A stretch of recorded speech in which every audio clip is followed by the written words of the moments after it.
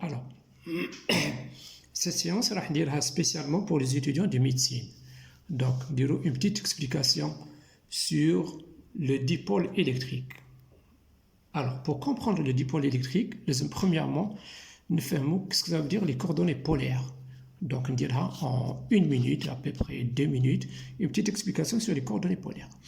Alors, un point M, on peut repérer la position d'un point M, en coordonnées cartésiennes, c'est-à-dire en X et Y. Voilà, x est égal, on sait bien y est égal. En cool, j'ai repéré le point M en coordonnées cartésiennes. Comme on peut le repérer par d'autres coordonnées, par d'autres paramètres, c'est-à-dire on peut déterminer la position du point M par l'angle θ et par le rayon R. Alors, si par exemple le point M se déplace, il est là, pour un autre point M quelque part ici, alors au lieu de dire ce point-là, on a la valeur de x est égale à temps, la valeur y est égale à temps, alors on peut dire, voilà, ce point M, il a la distance OM, c'est ce qu'on appelle R, donc vous pouvez nous donner la distance OM, et vous pouvez nous donner, on peut vous demander l'angle θ. Donc pour n'importe quelle position, de n'importe quel point, le point peut être repéré par les coordonnées polaires au lieu d'être repéré par les coordonnées cartésiennes.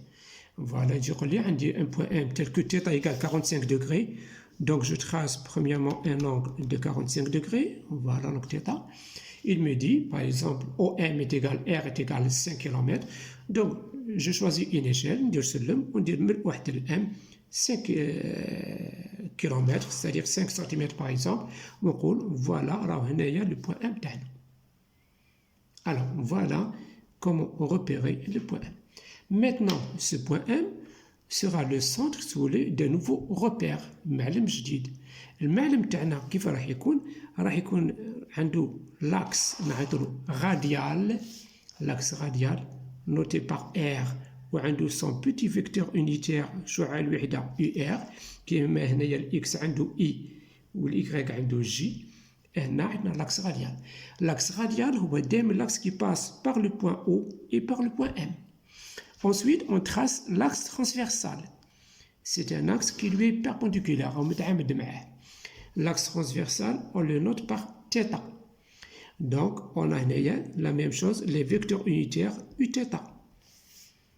Alors, si par exemple maintenant, on vous donne un vecteur V, voilà, on vous demande un vecteur V, tel que ses composantes VR égale 2 et Vθ égale 3, on vous demande de dessiner ce vecteur. Vous n'avez qu'à prendre ici 1, 2, voilà pour VR, suivant l'axe radial. Vθ égale 3, donc je prends 1, 2, 3. Et voilà, je vais dire, mon vecteur V, il est comme ça. Voilà comment tracer un vecteur en coordonnées polaires. Donc, le vecteur, donc je répète, نخدمو في معلم جديد اللي هو l'axe radial et l'axe transversal. Le centre تاعو c'est le point M. Si le point M se déplace, alors les deux axes ils vont se déplacer comme ça. Donc les deux axes se déplacent en fonction du point M. Ça dépend de la position du point M. Alors voilà un petit aperçu sur les coordonnées polaires. Maintenant, on va voir donc le dipôle électrique.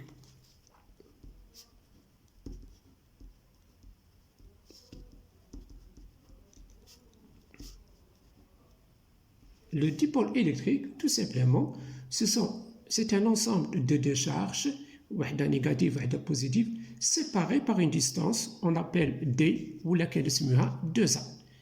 Alors, de là jusque-là, c'est D, ou bien هنايا A, هنايا A. هنا عندنا le point O, l'axe des X راهو comme ça, voilà, هنا عندنا l'axe des X, et هنا en haut عندنا l'axe des Y. Alors, le travail, on nous demande de déterminer le potentiel électrique et le champ électrique créé par ces deux charges, c'est-à-dire par ce dipôle électrique, en un point M quelconque. Alors, pour le potentiel électrique, donc V, donc j'écris le potentiel électrique,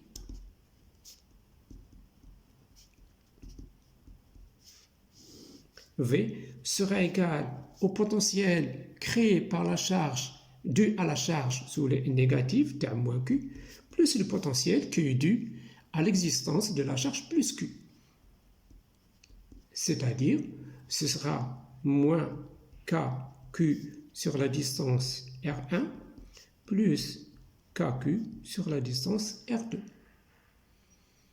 En réduisant au même dénominateur, donc on aura, on multiplie par R2 en haut et en bas, donc on aura multiplié par R2, donc on aura moins R2 sur R1 par R2 par KQ plus R1 multiplié par KQ sur R1 par R2. C'est-à-dire, on aura KQ facteur de R1 moins R2 sur R1 multiplié par R2. Ensuite, en faisant certaines simplifications, certaines transformations, pour vous, les étudiants de médecine, vous n'avez pas besoin de faire cette démonstration. Pour les autres, vous pouvez me la demander, je la ferai une autre fois. Donc, le potentiel, vous allez trouver que le potentiel sera égal à K multiplié par P cosinus θ sur R au carré. Avec K qui est égal à 9 10 puissance 9, c'est ce qu'on appelle la constante de Coulomb, elle est donnée en M casse A. Donc, θ, c'est cet angle-là. R, c'est la distance OM, il y a R, donc OM, c'est R. Et P, c'est le moment dipolaire. Dans notre cas, P est égal à 2 fois A par Q, 2 fois A par Q, ou bien c'est égal à Q multiplié par distance D, si on appelle D égale 2A, si D est égal à 2A. C'est ce qu'on appelle le moment dipolaire de la molécule. Ensuite, connaissant le potentiel, on peut déduire à partir d'une relation, donc E égale moins grade de V, donc il y a une dérivée entre le champ et le potentiel. On peut faire, si vous voulez, ces dérivées-là, et vous allez aboutir au vecteur champ électrique qui aura pour composante ER égale 2 fois Kp par cosinus θ sur R à la puissance 3. Attention, le potentiel, on divise par R au carré et le champ sera divisé par R à la puissance 3. Et la deuxième composante, Eθ, sera Kp par sinus θ sur R à la puissance 3. En calculant le module du champ électrique, le module du champ E sera égal à la racine de ER au carré plus Eθ au carré plus 2 fois, si vous voulez, ER par Eθ par cosinus θ, puisque entre ER et Eθ, donc θ est égal à 90 degrés, c'est-à-dire cosinus sera égal à 0. Alors, en calculant ce module, vous allez trouver que le module du champ E sera égal à Kp sur R à la puissance 3 par racine de 3 cosinus carré θ plus 1. Donc, on peut facilement trouver ce module-là. Voilà, en remplaçant ici. Donc, pour les étudiants de médecine, donc vous devez connaître la valeur du potentiel qui est égale et les composantes du champ E, la composante radiale, suivant l'axe radial. Je répète, l'axe radial, c'est cet axe-là. L'axe radial, donc la composante ER est là. La composante Eθ est là. Voilà, et la composante Eθ, la voici. Maintenant, une chose importante, une deuxième chose donc, que les étudiants me demandent de la faire, c'est la position particulière du point M. La position particulière du point M. Alors, on va la voir ici. Donc, position particulière du point M. Alors, premièrement, on va supposer que le point M appartient à l'axe des X, donc appartient à OX, tel que, c'est-à-dire l'angle est égal à 0. Donc, regardez ici, donc le point M appartient à l'axe des X, c'est-à-dire θ sera égal à 0. Donc voilà, je fais placer le point M quelque part ici. Voilà. Et on va voir à quoi serait égal le potentiel et à quoi serait égal, comment s'écrira le champ pour ce point-là. Alors, je vais écrire ici θ égale à 0, je me prépare. Donc, on a cosinus 0, c'est égal à 1. Et on a sinus 0 qui est égal à 0. C'est-à-dire, si je remplace dans l'expression du potentiel de tout à l'heure, donc le potentiel cosinus 0 est égal à 1. Donc, le potentiel s'écrira tout simplement V égale Kp sur R au carré. Voilà quoi est égal le potentiel dans ce cas. Et comment on va écrire les composants du champ E? Donc je remplace cosinus θ par cosinus 0 c'est 1, je remplace sinus θ par 0. Alors les composantes du champ E, donc on aura ER égale 2 fois Kp sur R à la puissance 3 et on aura Eθ égale à 0. Je vais les dessiner. On vous demande de faire le dessin, ou bien de donner l'orientation du champ E. Alors regardez ici, le moment dipolaire est toujours orienté de la charge négative vers la charge positive. Voilà le vecteur P. Le vecteur P, il est toujours comme ça. Maintenant, comment sera le vecteur E dans notre cas? Donc je trace l'axe radial. L'axe radial, c'est l'axe qui passe par le point M, le point O et le point M. Donc l'axe radial, dans notre cas, il est dans le sens de l'axe des X, c'est le même que l'axe des X. Et l'axe transversal, c'est un axe qui lui sera perpendiculaire. On prend 90 degrés dans le sens inverse des aiguilles d'une montre. Et voilà, c'est l'axe transversal. Je vais placer, si vous voulez, mes composantes. ER, donc c'est 2Kp sur R3, donc ER, j'ai une composante, donc une valeur ici, et θ égale à 0. Donc le champ E est suivant l'axe radial. Donc voilà le champ au point M, comment il sera? Alors, dans ce cas-là, on va dire que E est parallèle à P et aussi de même sens. Et de même sens. Nefs ittijah. Pardon.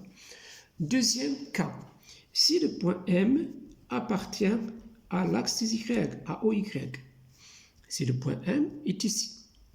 Alors, si le point M est ici, c'est-à-dire, donc, θ est égal à 90 degrés. Donc, θ sera égal à pi sur 2 ou bien 90 degrés. Alors, si θ est égal à pi sur 2 ou bien 90 degrés, donc cosinus θ sera égal à 0 et sinus θ sera égal à 1.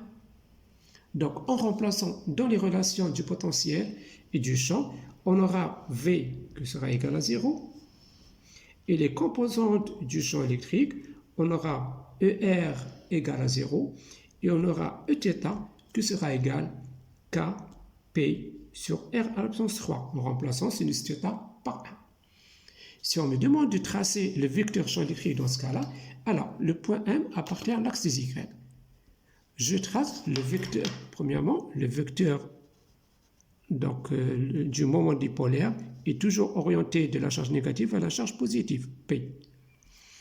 Alors, je vais tracer, si vous voulez, le nouveau repère Rθ. Je vais tracer l'axe radial. L'axe radial, c'est toujours l'axe qui passe par le point O et le point M. Donc, l'axe radial sera le même que l'axe des Y. Voilà mon axe radial. Je trace l'axe transversal. En coordonnées polaires, l'axe transversal, c'est l'axe qui fait 90 degrés avec l'axe radial et on se déplace dans le sens inverse des aiguilles d'une montre. Voilà, je dessine mon axe transversal. Voilà. Maintenant, je dessine le vecteur E.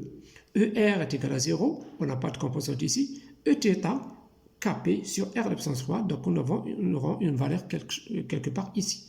Donc voilà, je dessine le champ électrique E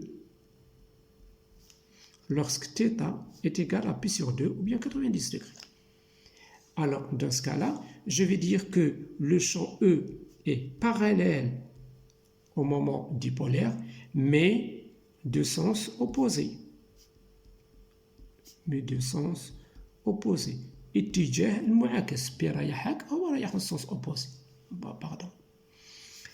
Troisième possibilité, le point M appartient à l'axe des X, mais si vous voulez, faisant un angle de 180 degrés.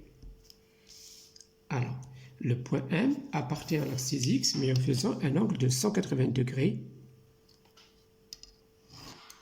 c'est-à-dire le point M. Donc, voilà θ égale 180 degrés. Voilà. Le point M est quelque part ici. Je désigne toujours le moment dipolaire, donc de la charge négative vers la charge positive, voilà P. Et je dessine maintenant, pardon pour ce bruit-là, alors, θ est égal à 180 degrés, c'est-à-dire la même chose, on aura cosinus θ qui est égal à moins 1, on cherche cosinus θ, sinus θ, et sinus θ est égal à 0. Alors, en remplaçant, vous allez trouver que le potentiel est égal à moins kP sur R au carré. Nous avons vu l'autre fois que le potentiel pourra être positif, négatif ou nul. Et la composante du champ électrique E, on aura ER qui sera égal à moins 2 fois kP sur R à la puissance 3. Et la composante Eθ sera égale à 0.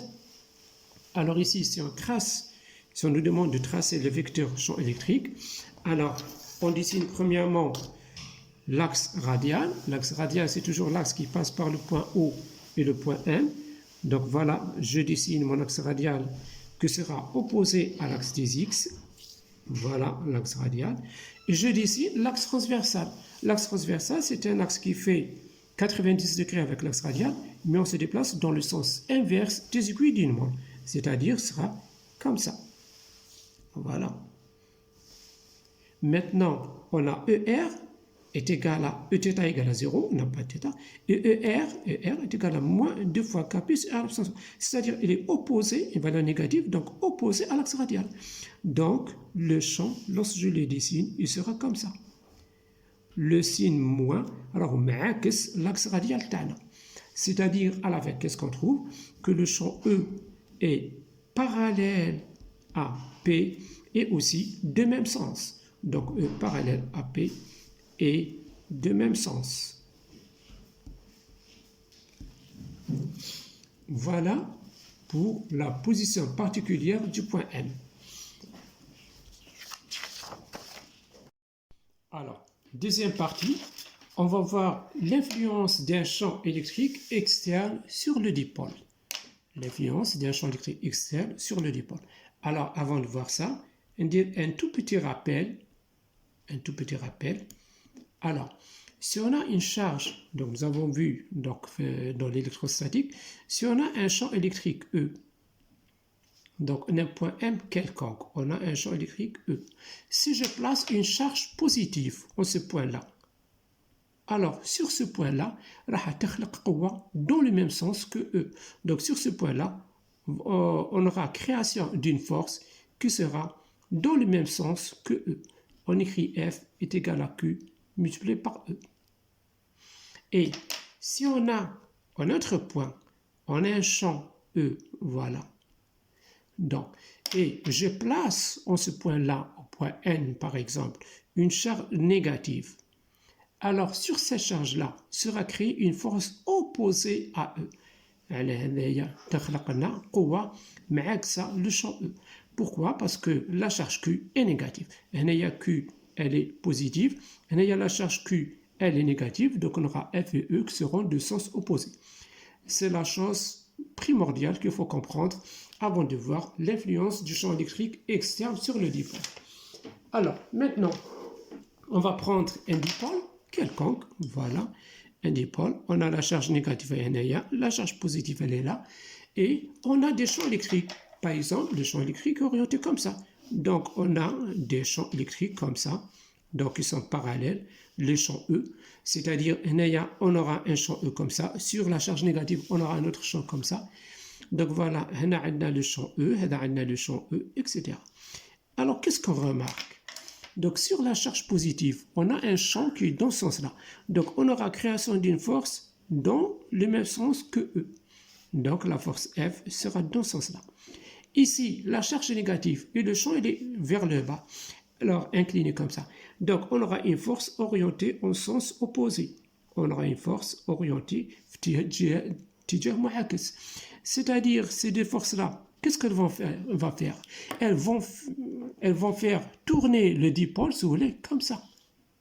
Donc, une force qui pousse ce côté-là, ou elle pousse là, on aura une rotation. Donc, on aura un moment du dipôle.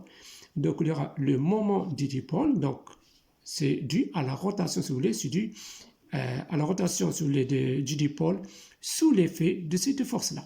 Donc, le dipôle va tourner autour de son centre O. La valeur du moment هذيا, donc vous avez besoin de la valeur sans démonstration, elle est égale à P, le moment dipolaire, multiplié par le champ extérieur et multiplié par sinus θ. Le champ extérieur, c'est ce champ-là. Voilà, ce sont des champs extérieurs. Voilà comment calculer, si on vous demande de calculer le moment, si vous voulez, du couple. Le moment du couple. Couple des forces. Un couple de forces. On peut vous demander de calculer l'énergie potentielle. Alors, l'énergie potentielle, si vous voulez, s'écrira EP égale moins le module du moment dipolaire multiplié par le module du champ extérieur et multiplié par le cosinus de l'angle θ.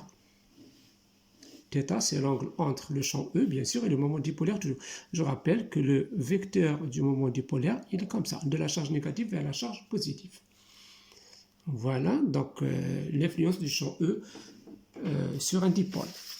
Maintenant, une dernière chose, les étudiants m'ont demandé de la faire, c'est l'état d'équilibre stable et état d'équilibre instable. Alors, premièrement, je vois état d'équilibre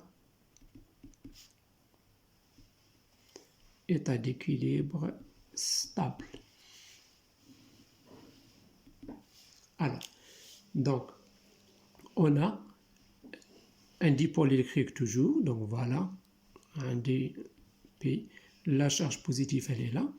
Donc maintenant, premièrement, on suppose que le champ est parallèle, on suppose que le champ parallèle à P est de même sens.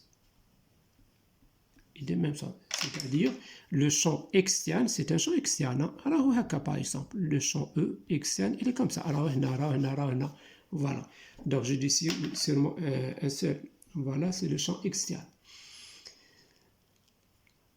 Alors, on va voir est-ce que le dipôle, dans ce cas-là, est-ce qu'il est stable ou bien instable. Donc, voilà, on a un champ. Donc, j'ai dit le champ, on a des vecteurs, plusieurs vecteurs comme ça. Je ne vais pas les dessiner tous. L'essentiel. Sur la charge positive, on a un champ E qui est comme ça. Et la charge est positive, c'est-à-dire sur cette charge-là sera créée une force opposée à E. C'est-à-dire, on aura une force, une force dans le sens de E. Elle est positive, donc la force F, elle est dans le sens de E. Donc on aura F de la charge positive. Ici, la charge est négative. Le champ est comme ça. Donc sur cette charge-là, on aura création d'une force opposée à E. C'est la force, si vous voulez, F moins Q. Donc voilà, on a le dipôle. Il y a une force qui essaie de le tirer vers la droite, une autre qui essaie de le tirer vers la gauche. Donc on aura un équilibre, on aura, si vous voulez, une stabilité entre les deux. On aura une stabilité. Donc on dit qu'on a le dipôle est stable. Dans ce cas-là, le dipôle est stable. Donc, on a θ qui est égal à 0. Comme tout à l'heure, on a sinus θ, c'est égal à 0.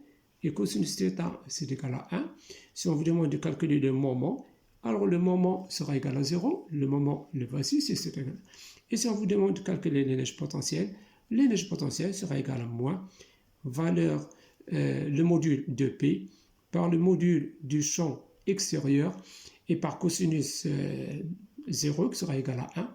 C'est-à-dire, on aura, c'est la valeur minimale, si vous voulez, c'est la valeur minimale de l'énergie potentielle.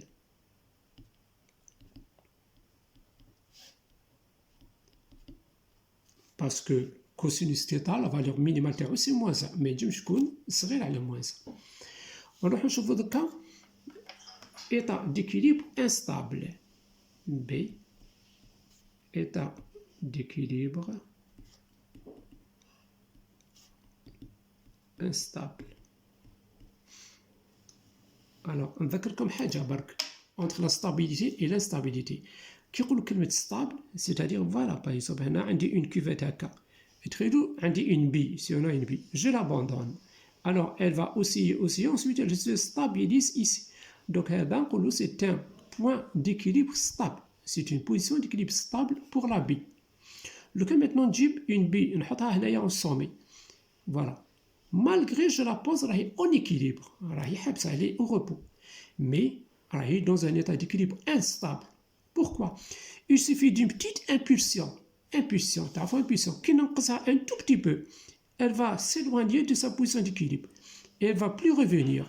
Donc, c'est un point d'équilibre instable. Donc, mais si qui est au repos, est stable, non. Mais elle est dans une position d'instabilité. Donc, il suffit une petite impulsion, une petite impulsion, et elle sera instable. Alors, on va voir maintenant, le dipôle.